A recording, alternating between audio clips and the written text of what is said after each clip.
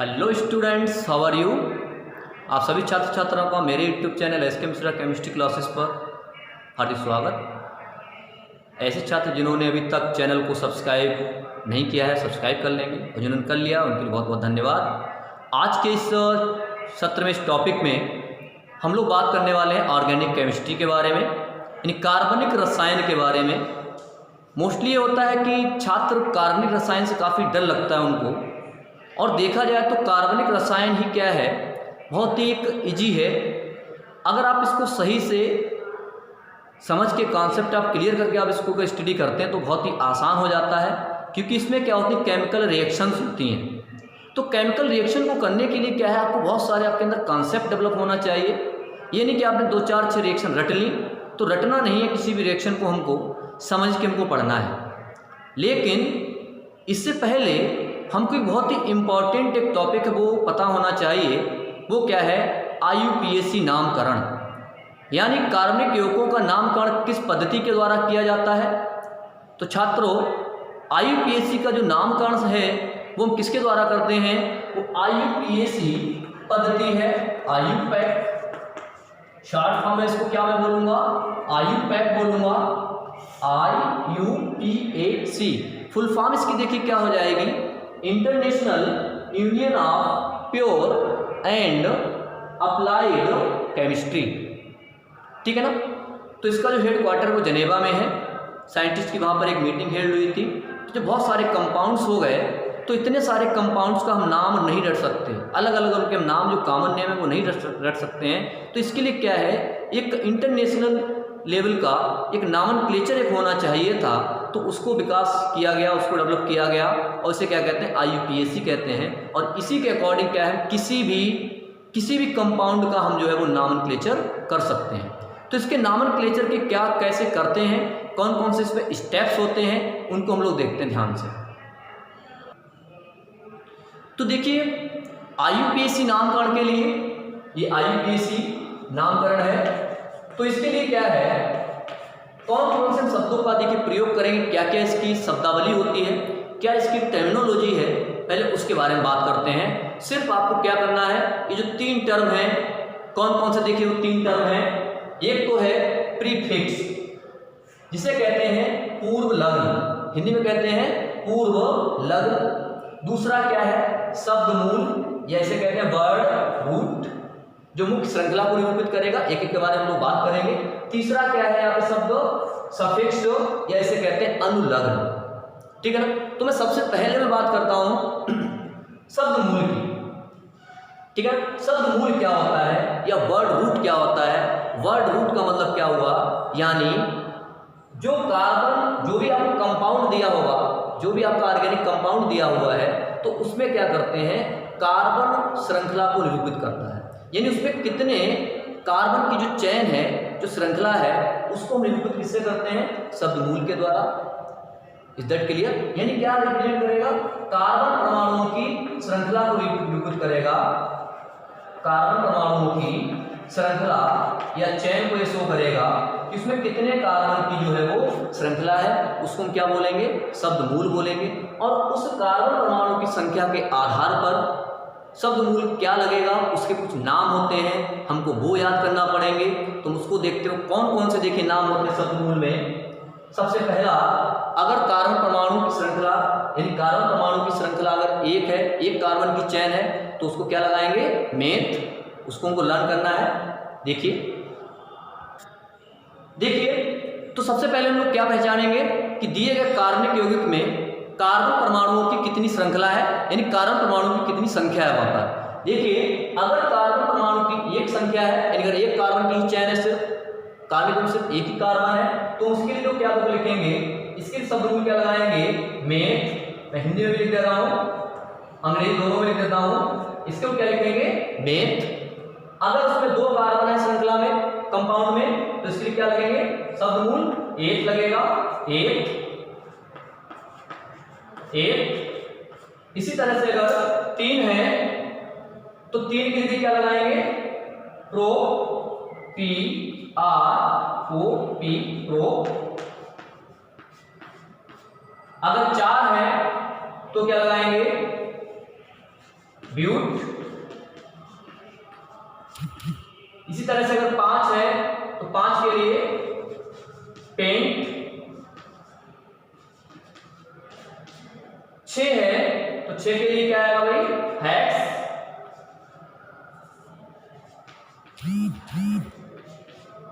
7 है तो 7 के लिए हेप। इस तरह से, ठीक है ना। और भी आगे हम लिखते हैं, फिर एक बार देखिएगा, याद कीजिए मेरे साथ। अगर एक कार्बन श्रृंखला है तो शब्दमूल मेथ, 2 के लिए एथ, 3 के लिए प्रो, 4 के लिए ब्यूट, 5 के लिए पेन, 6 के लिए हेक्स और 7 के लिए क्या लगाएंगे? हेप। इसी तरह से अगर 8 आता है, इसका स्क्रीनशॉट भी ले सकते हो। ऐसे अगर 8 अगर आता है, 8 के लिए हम क्या लगाएंगे? ऑक्ट। इसको ऑक्ट ऐसे लिख सकते हैं हिंदी में। 9 के लिए नॉन, NON, नॉन। 10 के लिए क्या लगाएंगे? डेक लगाएंगे, DEC, डेक या हिंदी में डेक। 11 के लिए तो क्या लगाओगे? अनडेक, UNDEC या अनडेक। ऐसे 12 के लिए डोडेक।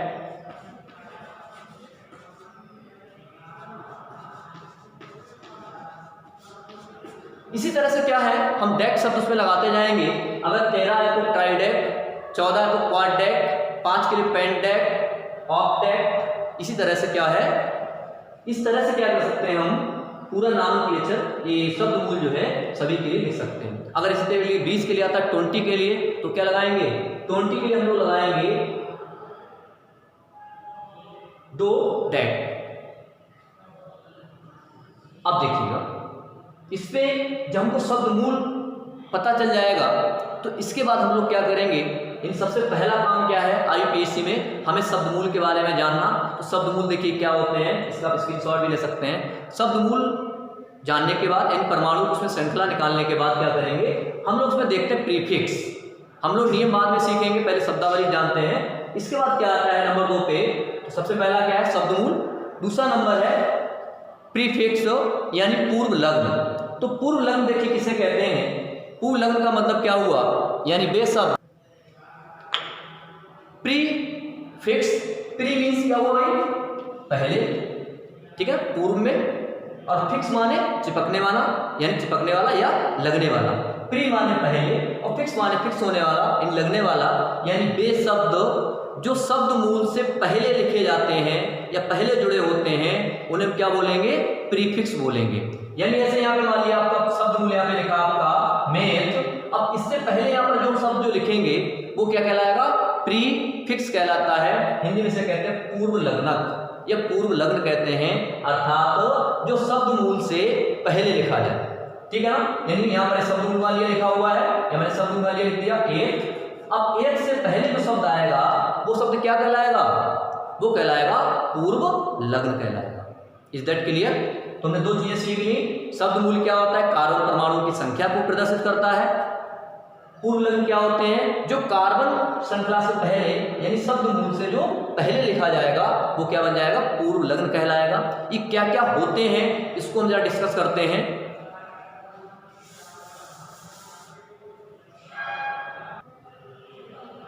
देखिए क्या क्या होते हैं। फार्मूला मैंने टेबल को बना रहा हूं, इधर फार्मूला लिखता हूं, इधर पूर्व लग्न का नाम। तो सबसे पहला देखिए हमारा कौन सा है, यहाँ पर मैंने लिखा है हेलो। एक्स होता है, एक्स का मतलब क्या होता है? हेलोजन परमाणु होते हैं, ठीक है ना।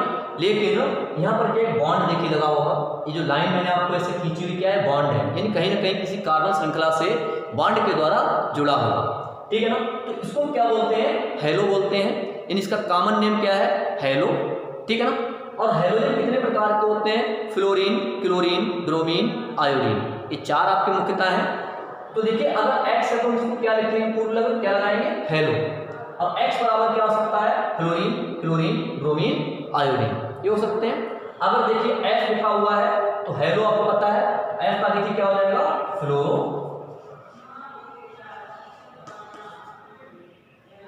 फ्लोरो, F का मतलब क्या हुआ फ्लोरो। ऐसे अगर Cl है तो Cl का देखिए क्या हो जाएगा पूर्व लग्न क्लोरो O, हिंदी में लिखना है। मोस्टली आप इंग्लिश में लिखने का देखिए प्रयास कीजिएगा, IUPAC इंग्लिश में लिखिएगा। फिर आता है Br, Br को लोग क्या बोलते हैं ब्रोमाइड, इसका क्या हो जाएगा ब्रोमो।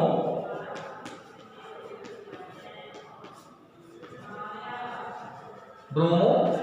फिर I है तो इसे क्या बोलेंगे आयोडो, आयोडो, IODO। तो क्या होते हैं पूर्व लग्न, कुछ तो क्रियात्मक समूह होंगे, ठीक है ना। जैसे क्या सब क्या है, ये सब क्रियात्मक समूह, लेकिन ये मेन क्रियात्मक समूह नहीं है, सेकेंडरी फंक्शनल ग्रुप होते हैं हमारे। तो इसको देखिए, इसके बाद आता है OR। OR देखिए क्या होता है भाई, इसको बोलते हैं ईथर बोलते हैं सामान्यता, ठीक है ना। इसे क्या बोलते हैं ईथर, इसको बोला जाता है। ईथर क्या होता है समझिए, अगर दो एल्केन ग्रुप है, एल्केन समूह है, ठीक है ना, दो एल्केन ग्रुप लगे हुए हैं, R क्या होता है एल्केन ग्रुप होता है, एक R इधर लगा हुआ है, एक R इधर देखिए लगा हुआ है, और बीच में अगर O आ जाता है तो उसे क्या बोलते हैं, इसको बोला जाता है ईथर, इसको बोला जाता है, ठीक है ना। तो इसका देखिए नाम क्या हो जाएगा, इसके नाम के पीछे रहेगा हमेशा एल्कोक्सी। क्या लिखेंगे इसको एल्कोक्सी बोलेंगे, एल्कोक्सी। जैसे अगर कहीं लिखा हुआ है OCH3, OCH3 तो उसका क्या नाम हो जाएगा मेथॉक्सी। OC2H5 लिखा हुआ है तो क्या नाम हो जाएगा ethoxy. Is that clear.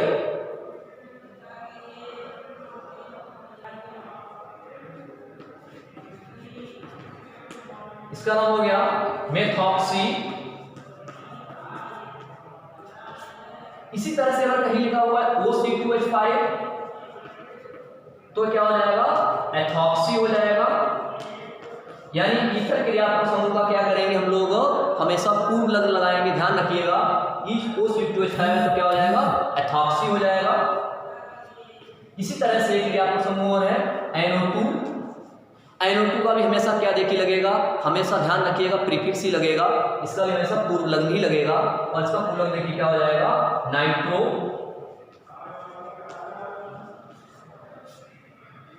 Nitro.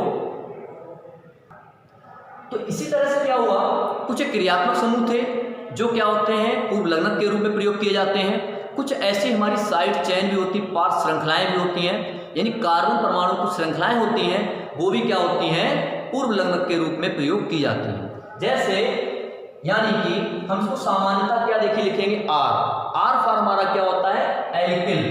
R माने क्या होता है एल्किल,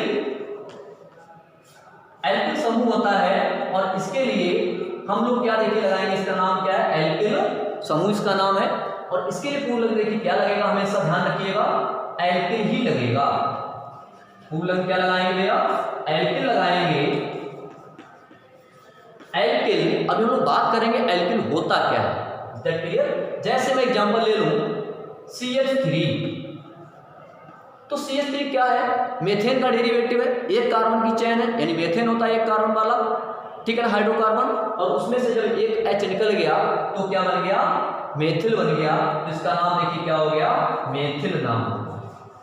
तो इसका पूर्व लग्न क्या है रटना नहीं है मेथिल, अभी हम समझाएंगे आप कैसे होता है। ऐसे अगर हम ले लें, शायद सब बच्चों को एथेन का सूत्र पता होगा। एथेन का सूत्र क्या होता है C2H6 होता है। C2H6 क्या होता है एथेन होता है। जब उसमें से एक H निकल जाएगा तो जो रिमेनिंग जो पार्ट है, जो बचा हुआ जो भाग है, वो क्या कहलाता है बेटा, वो कहलाता है एल्किल, यानी पर यहाँ पर क्या हो जाएगा एथिल हो जाएगा। तो C2H6 में से अगर एक H कम हो जाएगा तो क्या देखिए बचेगा, क्या बचेगा एथिल। तो इसका क्या लगेगा प्रीफिक्स एथिल लगेगा। इसी तरह से अगर C3H7 है तो क्या लगेगा प्रोपिल, प्रोपेन का डेरिवेटिव है, तो इसका क्या हो जाएगा प्रोपिल। चलिए हम बात करते हैं कि एल्किल समूह होते क्या हैं, दैट क्लियर। हमको पता है कि हाइड्रोकार्बन देखिए 3 प्रकार के होते हैं, आपने पढ़ा हुआ है एल्केन, एल्कीन और एल्काइन, ठीक है ना। तो एल्केन क्या होते हैं, सबसे पहले इसको दो बात करते हैं। हाइड्रोकार्बन का मतलब क्या होता है? हाइड्रोकार्बन का मतलब होता है जो कार्बन और हाइड्रोजन से मिलकर बना होता है उसे हम हाइड्रोकार्बन कहते हैं, ठीक है ना। अब यहाँ पर क्या है? एल्केन। एल्केन का देखिए सामान्य सूत्र क्या होता है? CnH2n+2। CnH2n+2 ये क्या होता है? एल्केन होता है। ये एल्केन का सामान्य सूत्र हो गया। जब एल्केन का देखिए सामान्य सूत्र CnH2n+2 है, अब इसमें से क्या हो जाए, यानी इस एल्केन में से, अगर इस एल्केन में से क्या होता है, एक हाइड्रोजन निकल जाता है। ध्यान रखिएगा, एल्केन में से क्या हुआ, एक हाइड्रोजन निकल जाएगा, इसीलिए मैंने इसको देखिए माइनस साइन के साथ देखिए लिखा है एल्केन -H, तो क्या बचेगा? रिमेनिंग पार्ट एल्किल कहलाएगा। यानी एल्केन का देखिए सामान्य सूत्र क्या होता है? CnH2n+2 होता है। और जब बेटा इसमें से एक H निकल जाएगा तो सामान्य सूत्र देखिए क्या रह गया? CnH2n+1 रहेगा। CnH2n+1 रह गया। तो एल्केन का सामान्य सूत्र CnH2n+2, एल्केन का CnH2n+1। सीधी सी बात कि अगर एल्केन में से एक H निकल जाता है तो बचा हुआ भाग क्या कहलाता है? एल्किल कहलाता है। यानी एल्केन और एल्किल में सिर्फ एक हाइड्रोजन का अंतर होगा। एग्जाम्पल हम लोग देखते हैं, सबको पता है कि भाई मेथेन, सबसे सिंपलेस्ट क्या है? मेथेन। अगर यहाँ से एक H निकलेगा तो क्या देखिए रह जाएगा? CH3। और यहाँ पर हम इसे बॉन्ड लगाएंगे। ये क्या करता है? बैलेंसी को पूरा करने के लिए हम बॉन्ड जरूर लगाएंगे। तो इसका देखिए क्या नाम है? मेथेन नाम है। तो इसका क्या नाम हो जाएगा? मेथिल हो जाएगा। क्या नाम हो गया इसका? मेथिल। इसी तरह से अगर एथेन है तो एथेन का क्या हो जाएगा? एथिल हो जाएगा। प्रोपेन का प्रोपिल हो जाएगा। ब्यूटेन का ब्यूटिल हो जाएगा। Is that clear?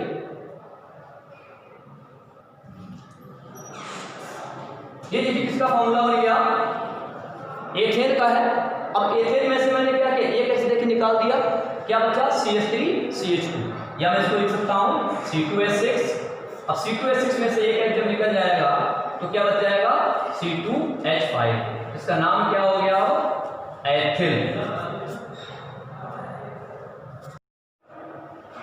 तो इसका जो थर्ड पार्ट है सफिक्स, या इसे हिंदी में क्या कहते हैं? अनुलग्न। अनुलग्न या सफिक्स क्या होता है? यानी वे शब्द जो शब्द मूल के आगे, इन शब्द मूल के बाद हम लिखेंगे वो क्या कहलाएंगे? सफिक्स कहलाएंगे, ठीक है।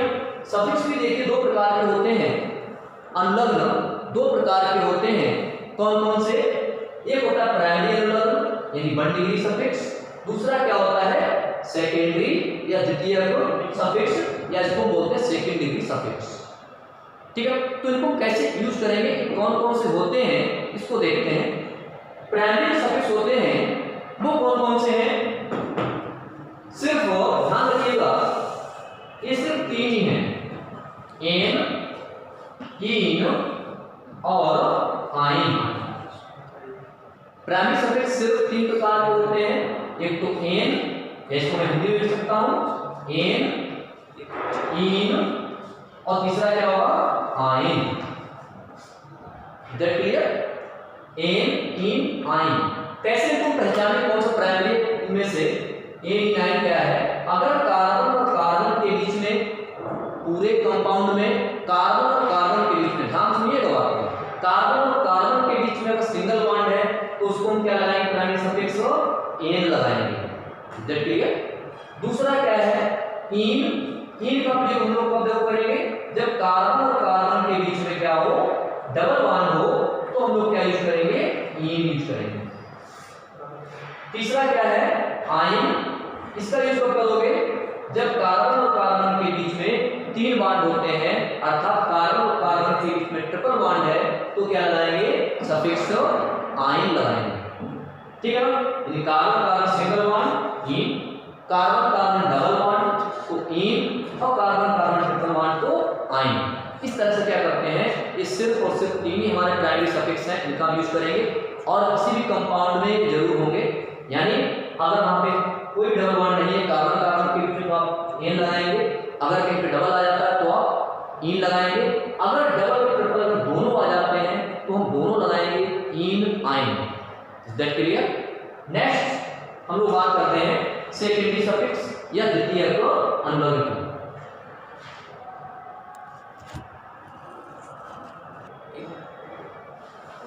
तो इस तरह से इसको टेबलाइज कर सकते हैं, इसी फॉर्म में दे सकते हैं कार्बन कार्बन सिंगल बॉन्ड ए, कार्बन कार्बन डबल बॉन्ड ई, कार्बन कार्बन ट्रिपल बॉन्ड को आयन। इसका आप स्क्रीनशॉट ले सकते हैं। ये सिर्फ और सिर्फ तीन ही प्राइमरी सफिक्स है, इसके अलावा कोई प्राइमरी सफिक्स नहीं है। ठीक है, ध्यान रखना है कि बॉन्डिंग किसके बीच में होनी चाहिए, कार्बन कार्बन के बीच में होना चाहिए। ऐसा मत समझ लेना कि अगर कहीं पर ऐसा है कार्बन ऑक्सीजन के बीच में से डबल बॉन्ड लगा हो तो आप सोचे डबल बॉन्ड या अमीन लगाना, नहीं, ये क्या करेगा, यानी कार्बन कार्बन के बीच में तभी आपको डबल बॉन्ड यूज करना है। अगर और कोई तत्व आ जाता है इसके अलावा तो वहां पर आपको ई लाइन का प्रयोग नहीं करना है। That clear. इसके बाद हम लोग बात करते हैं सेकेंडरी सफिक्स यानी द्वितीयक अनुलग्न की। द्वितीयक अनुलग्न क्या होते हैं, क्रियात्मक समूह होते हैं। क्रियात्मक समूह क्या होते हैं, फंक्शनल ग्रुप, यानी कि जो रासायनिक क्रियाओं में भाग लेते हैं। जिसके कारण क्या होती है, रासायनिक क्रियाएं होती हैं और जो रासायनिक क्रियाओं में भाग लेते हैं उन्हें क्या कहते हैं, हम क्रियात्मक समूह कहते हैं। और क्रियात्मक समूह का ये क्या लगता है, सेकेंडरी सफिक्स लगता है। और कुछ क्रियात्मक समूह हम लोगों ने देखे थे कि वो प्रीफिक्स यानी पूर्व लिंग के रूप में प्रयोग किए जाते हैं। ठीक है ना, जिस तरह से हैलोजन था, यानी हेलो, क्लोरो, ब्रोमो या नाइट्रो या एमिनो, ये सारे के सारे क्या थे, ये सारे थे प्रीफिक्स के रूप में यूज करते थे। लेकिन जो क्रियात्मक समूह होंगे, जो मुख्य क्रियात्मक समूह होंगे, इनको क्या करते हैं, हम द्वितीयक सफिक्स के रूप में ही प्रयोग करते हैं। और वो कहाँ यूज होंगे, कैसे यूज करते हैं, यानी सबसे पहले शब्दमूल, फिर प्राइमरी सफिक्स और उसके बाद ही क्या करेंगे, सेकेंडरी सफिक्स हम लोग यूज करेंगे। Is that clear. तो हम लोग चलिए बात करते हैं सेकेंडरी या द्वितीयक सफिक्स की। इसके लिए क्या करते हैं, टेबल हम लोग इसके लिए बना लेते हैं, कौन कौन से ये सेकेंडरी सफिक्स हैं और किस सफिक्स का उसका क्या नाम है और उसका क्या अनुलग्न लगेगा, इसको देखते हैं। तो देखिएगा ये क्या देखिए टेबल देखिए बन जाती है, कुछ क्रियात्मक समूह और उनके क्या क्या देखिए नाम होंगे। कंटिन्यू देखिए इसको। सबसे पहला जो है वो कौन सा होगा, कार्बोक्सिलिक अम्ल। ठीक है, सूत्र क्या है इसका कार्बोक्सिलिक अम्ल का, COOH, और COOH को हम ऐसे भी लिख सकते हैं, COOH, या इसको ऐसे लिखा सकता है, ये कार्बन और ऑक्सीजन के बीच में ऐसे डबल बॉन्ड होगा O और H। ठीक है, तो COOH इसका नाम क्या हो गया, कार्बोक्सिलिक अम्ल। इसका आप लोग सेकेंडरी सफिक्स क्या लगाएंगे, ओइक एसिड। क्या लगाएंगे, ओइक अम्ल या ओइक एसिड लगाएंगे और इसको बोलते हैं कार्बोक्सी प्रीफिक्स के रूप में। यानी इसका पूर्वलग्न क्या लगेगा, प्रीफिक्स लगेगा कार्बोक्सी और सफिक्स क्या लगेगा, ओइक एसिड। बहुत इंपॉर्टेंट है ये। अगला है एस्टर। एस्टर का देखिए सामान्य सूत्र क्या होता है, एस्टर हम किसे कहते हैं, जहां पर इस तरह की बॉन्डिंग होती है, हम RCOOR, ये सामान्य सूत्र किसका होता है, एस्टर का होता है। यहाँ पे R एक जैसे लिख सकते हैं, अलग अलग भी हो सकते हैं, या मैं इसको ऐसे बॉन्डिंग कर दिखाऊं RCOOR।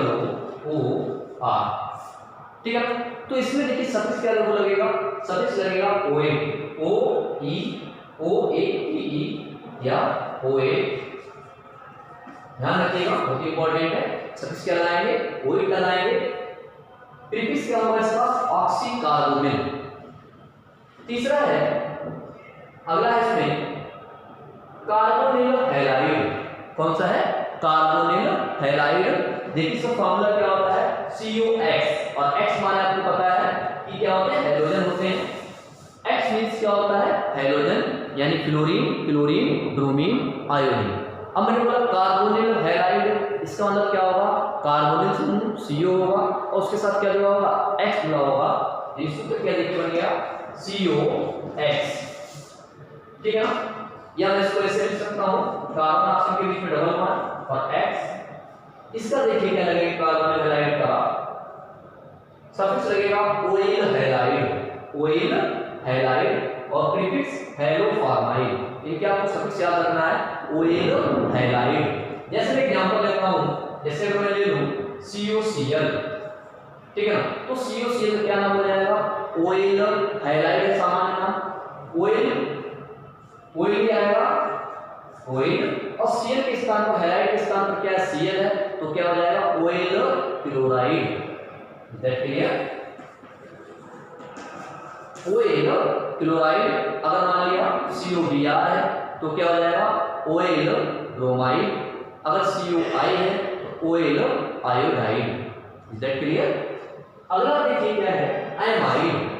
एमाइड का मतलब क्या हुआ CONH3, यानी ये भी क्या है कार्बोनिल एमीन होता है एक प्रकार का एमाइड, यानी CO भी होगा और NH2, लेकिन दोनों क्रियात्मक समूह ध्यान रखिएगा अलग अलग नहीं है, दोनों क्रियात्मक समूह क्या है एक ही क्रियात्मक समूह है। तो CONH2 एक क्रियात्मक समूह है और इसका क्या नाम लगाएंगे एमाइड। इसका सफिक्स भी क्या होता है एमाइड ही होता है और इसका प्रीफिक्स होता है कार्बेमाइड। इधर क्लियर? इतने का स्क्रीनशॉट ले सकते हैं और भी बहुत सारे इस तरह से फंक्शनल ग्रुप में आपके सफिक्स है उनको मैं डाउन करता हूँ।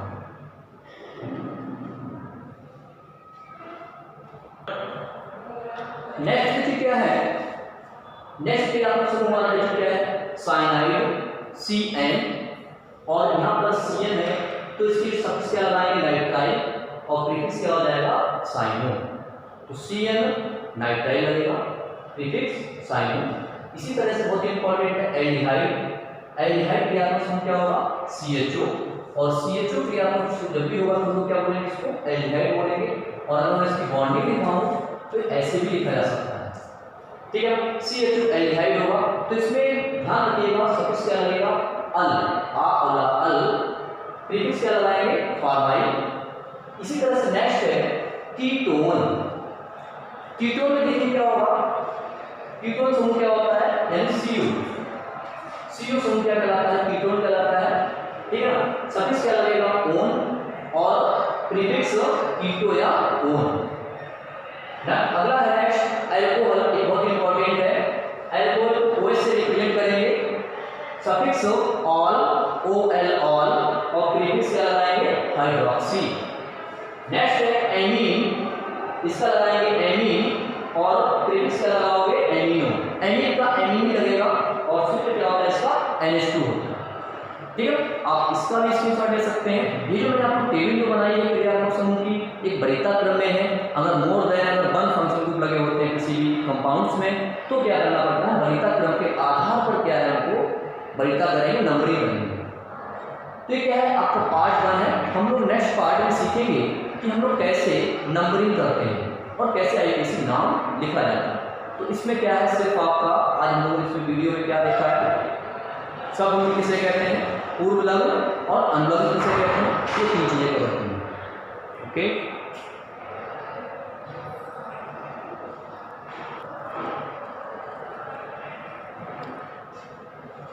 तो हम लोग जो इसका सेकंड जो पार्ट होगा उसमें हम लोग स्टार्ट क्या करेंगे, इसलिए आप सेकंड पार्ट इसका जरूर देखिएगा कि कैसे नेमिंग करते हैं, कैसे हम लोग नंबरिंग करते हैं, ये सब उसमें क्लियर होगा। Is that clear? तो सेकंड पार्ट भी आप इसका आप लोग जरूर बात कीजिएगा। Thanks for watching my video.